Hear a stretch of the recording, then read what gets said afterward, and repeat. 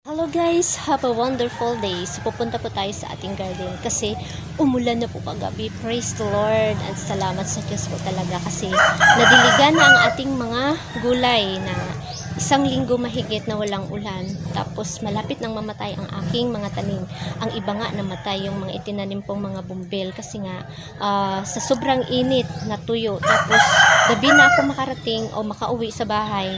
Kaya ayun, hindi ko nadiligan. Tapos pag sa umaga, makalimutan ko. So, kaya yun, namatay ang mga tanim kong mga bumbel. Pero ang aking mga gulay, salamat Lord, na-save sila. Dahil umulan kagabi ng malakas. Kaya masigla ang ating mga gulay ngayon. Ayan guys, tignan nyo sila oh. Wow! Ayan.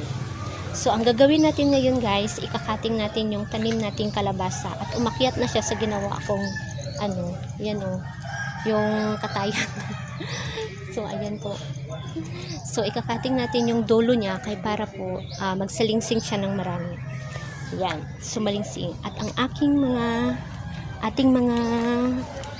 sitaw, ayan, namunga na po sila guys. Tignan nyo. So, mamimitas na po tayo ng ating mga tanim. O, diba? Pag may itinanim, may aanihin. Tama?